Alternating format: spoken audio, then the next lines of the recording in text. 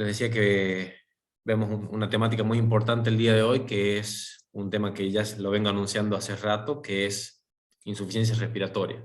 Es un tema que encierra y globaliza, por así decirlo, muchas otras patologías que vamos a ver y que son causa frecuente de internación y obviamente de producir esto que vamos a charlar ahora, que es la insuficiencia respiratoria. Bueno.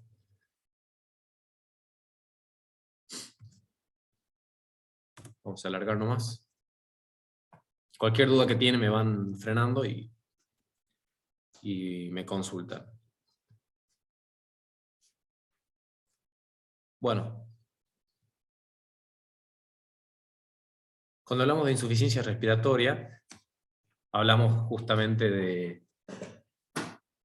una patología frecuente, sobre todo en este último tiempo.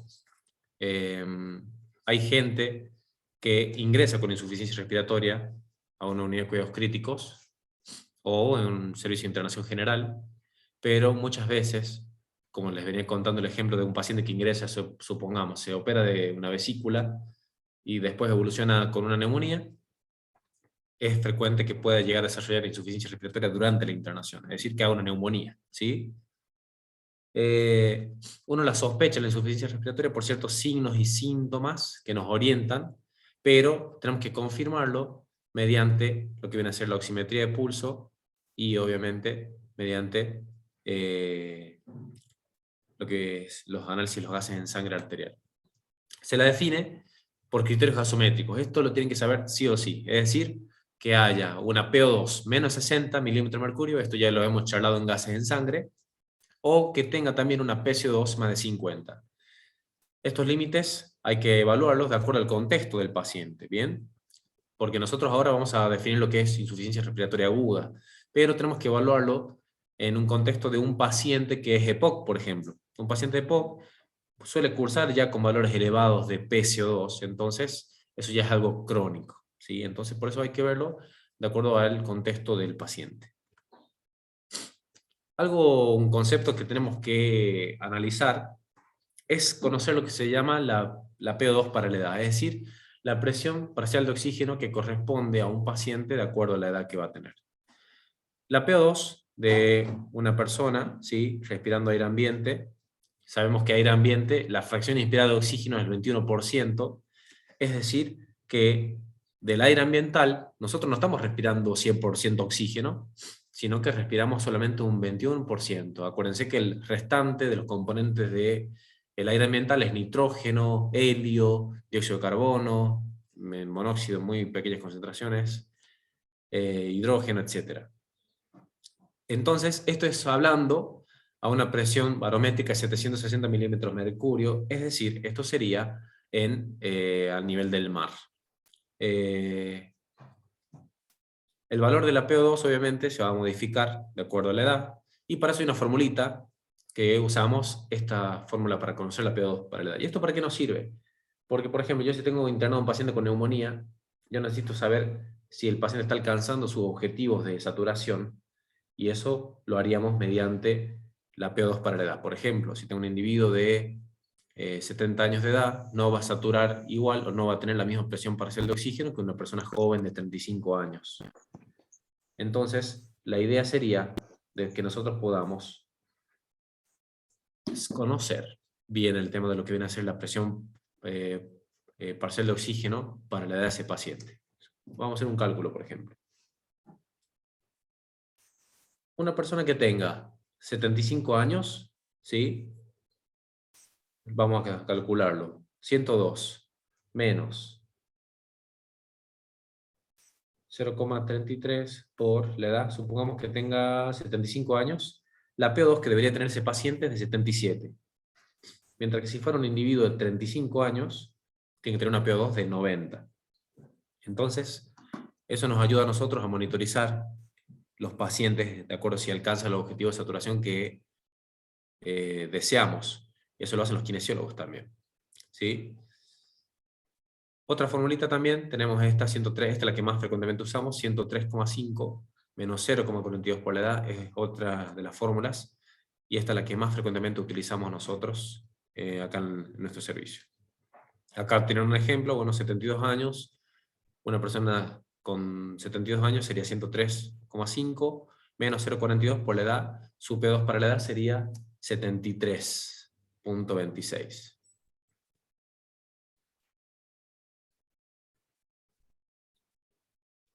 El tema de, esto ya hemos charlado cuando dimos la clase de anemias, ¿se acuerdan? Y de, perdón, de anemias no, de justamente el tema de la curva de la disociación de la hemoglobina, cuando estuvimos charlando sobre justamente lo que es la cianosis. ¿Por qué tomamos en cuenta lo que viene a ser ese 60 milímetros de mercurio? Porque nosotros vemos que con la curva de disociación de la hemoglobina, sabemos que cuando hay un ambiente que es rico en oxígeno, ¿sí? Un ambiente que tiene, digamos, su concentración normal de oxígeno, y obviamente a 760 milímetros de mercurio, se tiene que saturar el 50% de la hemoglobina, y lo hace generalmente con aproximadamente más o menos 27 milímetros de mercurio, más o menos lo que debe figurar acá. A ese nivel se satura el 50% de la hemoglobina. Ven cómo la curva de la mioglobina, que es la globina que se encuentra en el músculo, en un ambiente con escaso nivel de oxígeno, ya se puede saturar el 50% de lo que viene a ser. Entonces, nosotros tomamos en cuenta que el 50%, ¿sí? de la hemoglobina ya se suele saturar más o menos a estos niveles de oxígeno, ¿sí? Ahora sí vamos a charlar con respecto al tema de lo que viene a ser la insuficiencia respiratoria. Básicamente, de acuerdo a esto, ya lo estuvimos charlando en las clases también, la insuficiencia respiratoria, básicamente la dividimos en dos tipos, ¿sí? Lo que es la tipo 1, que es la hipoxémica, y la tipo 2, que es la hipercápnica. Es decir, nosotros podemos llegar a tener una insuficiencia respiratoria tipo 2, que también va a cursar con hipoxemia, pero también tiene elevada la PCO2. Mientras que la tipo 1 va a cursar con hipoxemia y puede tener niveles normales de dióxido de carbono, es decir, normocapnia, o hasta incluso puede tener valores bajos, una hipocapnia. Sería el contexto de un paciente con una neumonía, por ejemplo, que para poder compensar la PO2 va a mantener una frecuencia respiratoria alta, y eso va a hacer que hiperventile y por lo tanto va a lavar dióxido de carbono, y por eso va a cursar con hipocapnia. Mientras que los pacientes que generalmente producen hipoventilación, los obesos, sobredosis sedante, y por diferentes causas, ellos van a cursar con hipercapnia. Existe lo que se llama también la clasificación clínico-funcional de la insuficiencia respiratoria. Esto lo sacamos del libro del Argente. La insuficiencia respiratoria hipercápnica, ¿sí? Nosotros la podemos dividir en dos tipos, básicamente. Si tenemos pulmón normal, es decir, un obeso, no significa que el obeso tenga un pulmón enfermo, ¿sí? Sino que cursa con un síndrome de hipoventilación. Y hay pacientes que van a tener un pulmón patológico, es decir, que van a tener una alteración un desequilibrio en lo que viene a ser la relación ventilación-perfusión, con aumento del espacio muerto fisiológico. Chicos, hay un micrófono que está encendido.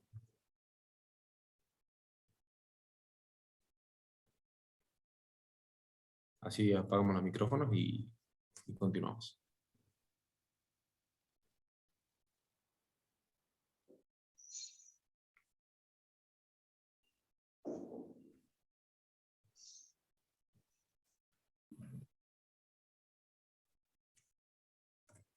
Bueno, entonces, ya le muestro el esquema y ahí vamos a continuar para entender un poquito mejor el contexto. La hipercapnia sería así. Pulmón normal, ejemplo típico, acuérdense, el paciente obeso, que no, por ser obeso no significa que tiene el pulmón enfermo, pero el paciente obviamente le condiciona una hipoventilación. Lo mismo pasa con las personas que toman sobredosis de sedantes, también les va a generar no un pulmón enfermo, sino que hipoventile, y eso obviamente va a retener dióxido de carbono.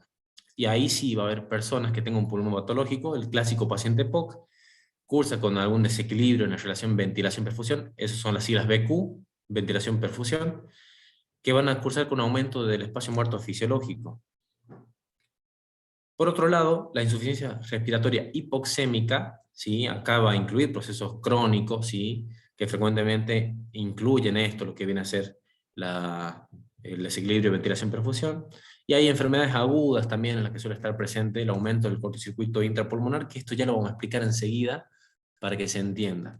El ejemplo típico de esto sería una enfermedad aguda, la neumonía. En el caso del EPOC, son pacientes que cursan con una insuficiencia respiratoria crónica. Algunos pueden tener hipercapnia y hay otros que no, ¿sí? Ojo con eso. No, un paciente EPOC no significa que siempre va a tener hipercapnia, pero algunos de ellos sí pueden llegar a cursarlo.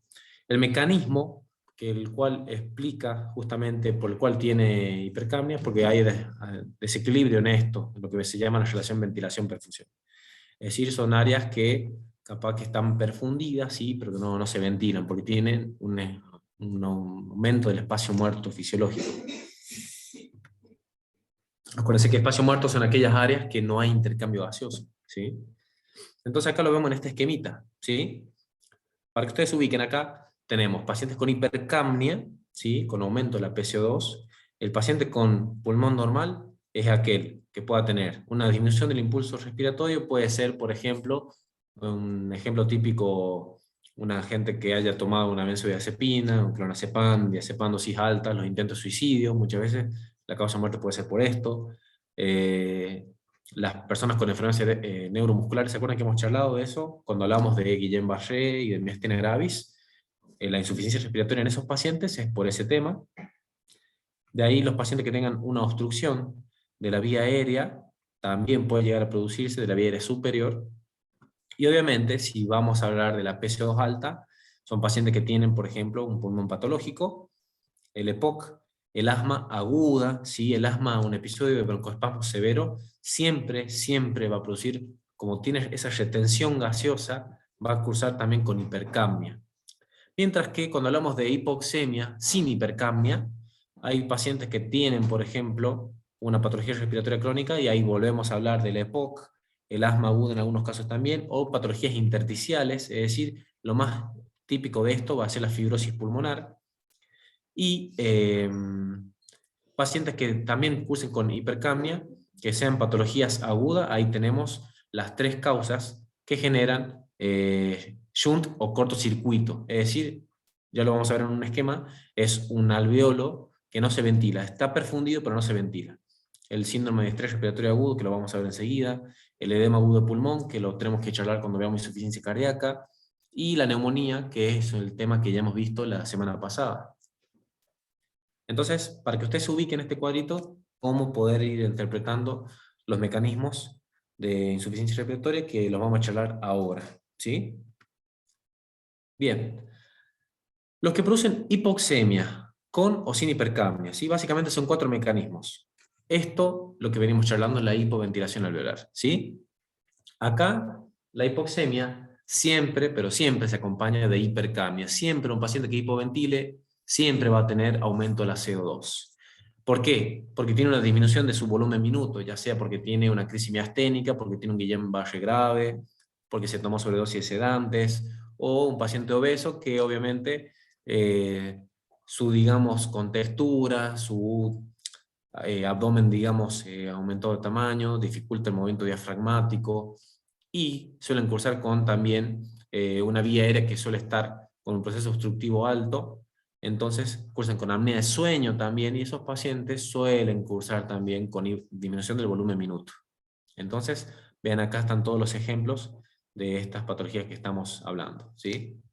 Acuérdense, esto siempre, pero siempre, acuérdense para los casos clínicos, esto siempre genera hipercambio, ¿sí? Cuando hablamos del shunt, ¿sí? Un shunt en inglés significa cortocircuito, ¿sí?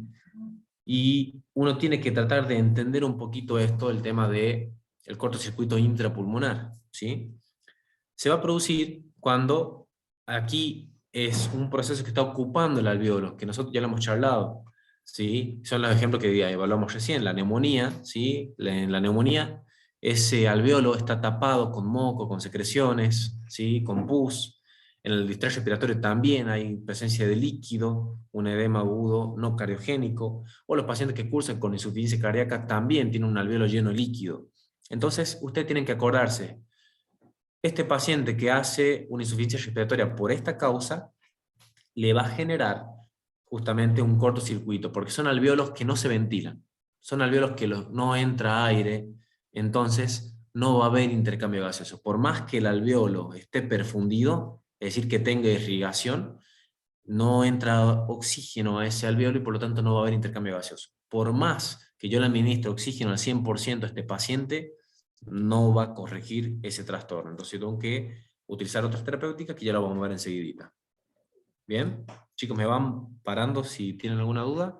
Igual vamos a ver un esquema dentro de la siguiente diapositiva que resume todo. Este viene a ser lo contrario de lo que vimos recién. A cuando nosotros hablamos acá de lo que es el desequilibrio en la relación ventilación-perfusión, esto es una de las causas de hipoxemia, es decir, que cursa con insuficiencia respiratoria, que también en algunos casos puede llegar a producir retención de dióxido de carbono. ¿Bien? ¿Por qué yo les había dicho que esto es lo contrario o lo opuesto a el shunt o el cortocircuito? Porque aquí el ejemplo típico que vamos a tener de este tipo de situación es el TEPA. El TEPA, de sus siglas, tromboembolismo pulmonar agudo, ¿qué situación genera? Aquí es un coágulo o un pequeño trombo que ha viajado, se convirtió en un émbolo, y eso se pudo haber fragmentado, entonces impacta en la circulación pulmonar. ¿Y qué vamos a tener? Aquí va a ser la vascularización que está comprometida. Entonces, son los vasos sanguíneos que están trombosados, ¿sí? Están obstruidos. Entonces, es un alveolo que sí se ventila, sí le entra aire a ese alveolo. No tengo una patología pulmonar como una neumonía que me dificulte la entrada de aire al interior del alveolo, sino que allí el problema son los capilares. Son los capilares que no se irrigan y por lo tanto tampoco hay intercambio gaseoso. Por eso, este tipo de pacientes también cursa con insuficiencia respiratoria y, ojo, es uno de los casos que puede llegar a producir hipercapnia. Entonces, a todo paciente que está internado y que tiene una disnea de origen súbito, de obviamente una explicación difícil de encontrar, es decir, no tiene neumonía, no tiene ninguna otra causa, le hacemos una placa, le hacemos una tomografía, no se ve nada en la tomografía, y le hacemos unos gases y vemos que tiene cierta hipercapnia, lo auscultamos, no está obstruido como para pensar que está haciendo una crisis obstructiva o algo semejante. Entonces tengo que sospechar, si tengo un paciente con hipercapnia persistente, tengo que sospechar si ese paciente no está cursando con un fenómeno de tromboembolismo pulmonar. Hubo un caso hace un par de años de una paciente joven con antecedente de uso de anticonceptivos, que suele ser un factor de riesgo para trombosis venosa profunda, tema que lo vamos a ver para el corto parcial. Esta paciente ingresa y la estudiaban por una insuficiencia respiratoria tipo 2, es decir, por una hipercapnia severa. Bueno, le hacen un ecocardiograma, una ecografía del corazón, que lo único que detectaron era que tenía hipertensión pulmonar. Obviamente la causa nunca se detectó. Meses después, la paciente reingresa y hace justamente, se le llega a detectar un tromboembolismo pulmonar agudo masivo, y fue la causa, obviamente, que la llevó, digamos, a tener un desenlace fatal, porque los TEPA, que son muy grandes, tienen altísima mortalidad. Y esta chica aparentemente ya venía haciendo episodios de embolizaciones pequeñas que obstruían justamente los vasos sanguíneos y no se le llegó a detectar solamente por esos estudios, sino que se le encontraba solamente la hipercapnia. Por eso es una causa que a veces es de difícil estudio, que ya lo vamos a estudiar cuando veamos tromboembolismo pulmonar agudo. Aquí vemos otra causa, otro mecanismo, mejor dicho, de insuficiencia respiratoria, lo que es la limitación de la difusión alveolo capilar de oxígeno, ¿sí? No se van a confundir con desequilibrio en la ventilación-perfusión. Aquí está limitada la difusión, ¿sí? Entonces, este tipo de cuadro siempre, pero siempre se acompaña de hipocapnia, y la ventaja que tiene este tipo de cuadro es que uno le administra oxígeno al paciente y revierte inmediatamente la hipoxemia.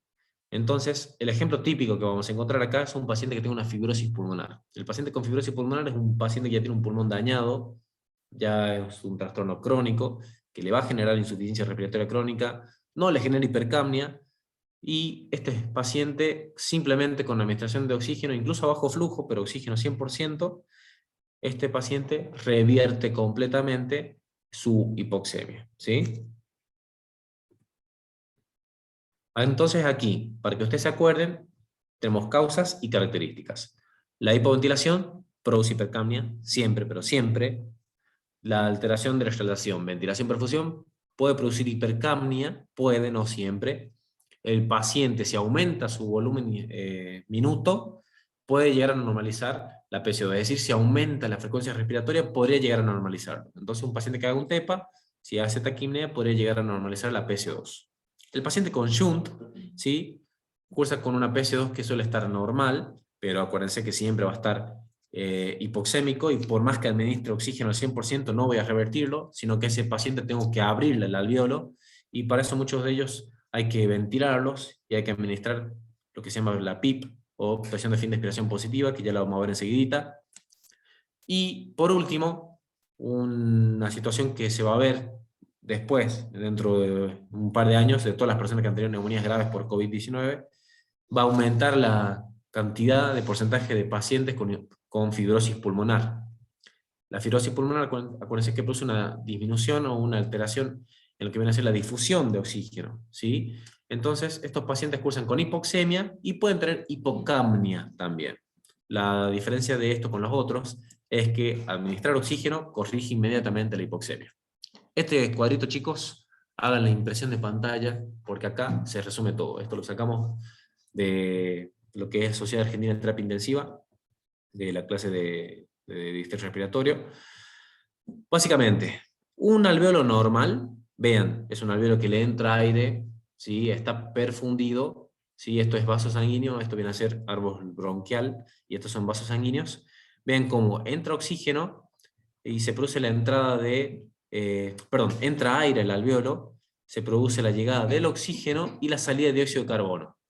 Entonces, llegan por la arteria pulmonar justamente el dióxido de carbono para producirse el intercambio gaseoso, y vuelve por las venas pulmonares, va a volver la sangre oxigenada, ¿sí? Entonces, esto sucede en el alveolo normal. ¿Qué sucede en un alveolo que no está ventilado? ¿Sí? Que tenga un shunt, que tenga un cortocircuito. ¿Y por qué se llama cortocircuito? Porque acá el alveolo está ocupado y la sangre llegó y se fue como llegó, no hubo ningún cambio. Entonces esa sangre se puede mezclar con otra sangre oxigenada de alvéolos que sean normales. Entonces acá se produce lo que se llama el shunt o cortocircuito. ¿Por qué el cortocircuito? Porque la sangre viene con dióxido de carbono y se va con dióxido de carbono. Es decir, se salteó. Por eso al saltear se ha hecho ese shunt, se ha hecho ese cortocircuito, por lo tanto no se oxigenó. Eso es lo que sucede en la neumonía, eso es lo que sucede en el distrés respiratorio y en el edema agudo de pulmón. ¿Bien? Vamos al otro caso, ¿sí? Suponiendo que yo tengo acá, ¿sí?, un paciente que tenga una obstrucción del capilar por un trombo, por ejemplo, o en este caso por un émbolo, un tromboembolismo pulmonar. A veces son microembolias que pueden llegar a fragmentarse y afectar múltiples espacios capilares. Entonces van a llegar a casi irrigar, por así decirlo, alvéolos que sí están ventilados. Vean cómo entra el aire al alvéolo, pero no se pudo producir el intercambio gaseoso porque esos capilares están comprometidos. Entonces hay ausencia de flujo sanguíneo, hay un espacio muerto funcional aquí, por así decirlo, y obviamente esa sangre nunca llegó, y este aire también viene y se va igual, es decir, no entregó el oxígeno que tenía que entregar. Esto es lo que se llama un desequilibrio o una alteración en la relación ventilación-perfusión. Es el ejemplo, o es, mejor dicho, la imagen de lo que sucede en el paciente que tiene un TEPA, ¿sí? Los pacientes que cursan con insuficiencia respiratoria de origen por una fibrosis pulmonar tiene su anatomía alterada, van a tener alterado lo que viene a ser la permeabilidad, o mejor dicho, la capacidad de difusión a través de ese alveolo, y ven cómo acá está esquematizado como un alveolo un poquito más grueso, entonces tiene una alteración en la difusión. Entonces esos pacientes van a cursar también con una hipoxemia, pero sin hipercapnia.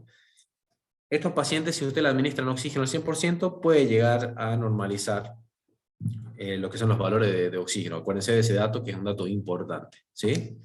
Entonces, chicos, este esquemita, súper importante, grábenselo, porque esto es, para que ustedes se acuerden, los mecanismos. Y acuérdense que con cada mecanismo, ustedes tienen patologías que se las pueden producir, ¿sí?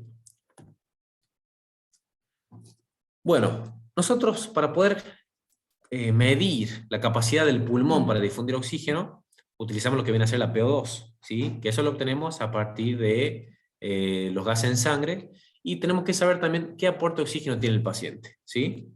Los índices que más se utilizan son la diferencia arterial-alveolar de oxígeno, ¿sí? Para eso yo tengo que tener unos gases en sangre, y otro que se utiliza es el cociente entre la presión parcial de oxígeno y la fracción inspirada de oxígeno. Esto es lo que más utilizamos, lo que viene a ser la PAFI. Esta es la famosa relación entre presión parcial de oxígeno y FiO2. Para el cálculo de esto, de lo que viene a ser la diferencia alveolar arterial de oxígeno, ¿sí? Tenemos que estimar lo que es la presión alveolar de oxígeno a partir de la ecuación de los gases alveolares. Esta ecuación se ha realizado de la siguiente forma. Tenemos que saber la FiO2 del paciente, la presión barométrica a ese nivel del mar, la presión de agua, y tenemos que saber la presión alveolar de dióxido de carbono, y se dividía por una constante. La presión barométrica sabemos que al nivel del mar, ¿sí? Siempre es alrededor de 760 milímetros de mercurio. La presión del vapor de agua o la presión de agua, ¿sí? Siempre se emplea como valor 47 milímetros de mercurio, y R es un cociente respiratorio que se utiliza como una constante en este caso, que siempre va a ser 0,8. Esta fórmula, obviamente nosotros, si queremos obtener la capacidad de cuantificar justamente la difusión de oxígeno en estos pacientes, tenemos que realizar esta fórmula que era muy engorrosa. Entonces, tenemos que a veces obtener algunos parámetros mediante ciertos hallazgos. Por ejemplo, yo puedo llegar a saber la PO2 del paciente, no la presión alveolar de oxígeno, ¿sí? Sí puedo llegar a conocer la FiO2, ¿sí? Que eso es cuánto oxígeno estoy administrando al paciente. La presión barométrica sabemos que es 760, la presión de agua sabemos que es 47, la constante sabemos que es 0,8, y cómo voy a sacar la presión alveolar de dióxido de carbono. Sabemos que prácticamente la presión alveolar de dióxido de carbono va a ser la misma que la que nosotros vamos a tener en un valor de gases en sangre, es decir, prácticamente es casi igual a la PCO2 de la sangre arterial, ¿sí? Mediante esta forma yo podía llegar a obtener lo que venía a ser la presión alveolar de oxígeno. Entonces, obteniendo con toda esta fórmula engorrosa, podía obtener la presión alveolar de oxígeno, y de ahí podía llegar a utilizar este índice de lo que sería la relación entre la presión arterial y alveolar de oxígeno. Como esta fórmula es muy engorrosa, lo que más se utiliza y lo que es más fácil para ver la capacidad de difusión de oxígeno es el cociente PO2-FiO2, es decir, la relación entre presión parcial de oxígeno y FiO2. Esto es lo que se llama PAFI. Esto es lo que ustedes van a tener que calcular todos los días de su vida el que haga la UNA en una terapia intensiva, ¿sí? Es lo más simple de utilizar porque justamente no es necesario realizar toda la fórmula de la ecuación de los gases alveolares, porque obviamente es mucho más engorroso. Entonces, simplemente conociendo la PO2 del paciente, que eso la obtenemos de unos gases en sangre, y la FiO2, que eso lo podemos calcular. En el caso del respirador mecánico, ya ahí sabemos qué FiO2 tiene el paciente directamente, porque donde más usamos la PAFI es justamente en la terapia intensiva.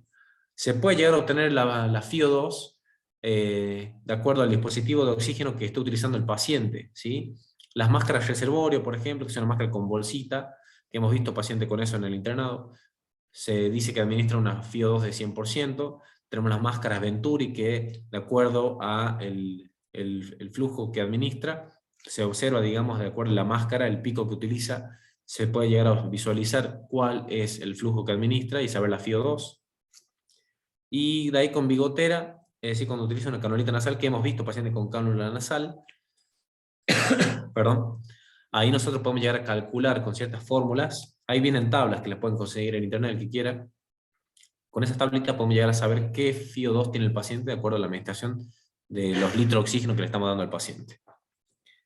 ¿Cómo se manifiesta clínicamente un paciente con insuficiencia respiratoria? Bueno, eso hasta ustedes lo pueden llegar a razonar. Lo que va a tener clásicamente es disnea, va a tener falta de aire, ¿sí? Otro signo que nosotros vamos a ver que está taquimneico, ¿sí? Que va a usar músculos accesorios y va a tener tiraje, ¿bien? El tiraje lo podemos ver a nivel intercostal, supraesternal, supraclavicular, etc. Hay casos que podemos llegar a observar esto, lo que es la respiración paradójica, es decir, cuando tenga depresión abdominal durante la inspiración o que haga respiraciones asincrónicas, es decir, diferentes movimientos del tórax que no son acordes, ¿sí?, a lo que sería una respiración normal. Ese tipo de respiración paradójica o respiración paradojal le llamamos nosotros, es algo que hay que tomar en cuenta porque es un signo que el paciente puede llegar a hacer un paro respiratorio en cualquier momento. Por eso, si el paciente ya empieza con mala mecánica ventilatoria, que es esto, muchas veces el kinesiólogo objetiva esto y avisa al médico, ahí es un paciente que hay que vigilarlo más de cerca porque posiblemente hay que realizar una intubación orotraqueal. Los signos de hipoxemia aguda, ¿sí?, se relacionan también con algún trastorno del sistema nervioso central y del aparato cardiovascular, ¿sí? ¿Qué puede producir la hipoxemia? Aguda, ¿no? A nivel sistema nervioso puede dar incoordinación motora, va a dar somnolencia, disminución de la capacidad intelectual, hay depresión del centro respiratorio, y si es crónica, puede producir apatía, falta de concentración. A nivel cardiovascular, ojo, que puede producir bradicardia, shock, depresión del miocardio, cianosis periférica, y si es crónico, a la larga puede ya producir hipertensión pulmonar y corazón pulmonar, que esto lo vamos a ver más adelante. La hipercapnia, ¿sí? La hipercapnia, si es aguda, ojo, ¿sí? Hay que tener mucho cuidado, porque primero el paciente le puede producir desorientación temporoespacial, es decir, que se desoriente, que esté confuso, que esté letárgico, que esté somnoliento, y en algunos casos ya llega al coma. Varias veces nos pasó que a veces se identifica tardíamente un paciente que tiene una disminución del estado de conciencia, le hacen unos gases en sangre y resulta que está súper hipercápnico, con PC2 de 90, etc. Y eso es un paciente que tenés que pasar a terapia intensiva porque hay que ventilarlo, porque tenés que lavarle el dióxido de carbono. Entonces, ojo con los pacientes que son EPOC, ¿sí? Hay que detectar el paciente EPOC que puede llegar a tener hipercapnia. Acuérdense que no todos los pacientes EPOC tienen hipercapnia, ¿sí? Entonces, la hipercapnia que nosotros le administramos, por ejemplo, a un paciente que ingrese que es EPOC, no está tan obstruido, pero sí está hipoxémico, uno le administra alto flujo de oxígeno, y recuerden que son pacientes que no hacen intercambio gaseoso normalmente. Entonces yo puedo llegar a corregir el oxígeno, pero le estoy dando más oxígeno y está reteniendo dióxido de carbono. Entonces ese paciente no va a tener cómo eliminar el dióxido de carbono y por eso empieza a deprimir su estado de conciencia. Los pacientes que tienen hipercapnia de evolución crónica tienen algunas manifestaciones que pueden ser más generales, como que se puede llegar a dormir. A mí me ha pasado de gente que se duerma en el consultorio porque son pacientes que tienen apnea crónica del sueño, etc. Y tienen cefalea también. Nos pasó también una paciente consultada por cefalea. Empezamos a indagar, esto fue en guardia en el hospital, consulta por cefalea. Empezamos a indagar los antecedentes, y la señora sí era tabaquista. Lo más seguro sí era tabaquista, que seguro era EPOC, lo más seguro que sí, pónganle la firma. Y tal cual, le hicimos unos gases en sangre y tenía 70 PC2. Le tuvimos que explicar que la causa de la cefalea era justamente eso, el tema de la PC2 alta. Así que son situaciones que tenemos que llegar a poder identificar, ¿sí? Entonces, datos para que les quede a ustedes el día de mañana. Si tienen un paciente POC, cuidado con administrar alto flujo de oxígeno, porque el alto flujo de oxígeno puede llegar a ser contraproducente. Sí, van a corregir el oxígeno en el paciente, van a corregir la saturación, capaz que de saturar 88 llega a saturar 95, pero son pacientes que ya tienen insuficiencia respiratoria crónica, y administrar alto flujo de oxígeno va a hacer que ese paciente retenga dióxido de carbono y obviamente todas las complicaciones que eso le puede llegar a generar. ¿Estamos? ¿Alguna duda hasta ahí, chicos? Así ya pasamos al siguiente tema.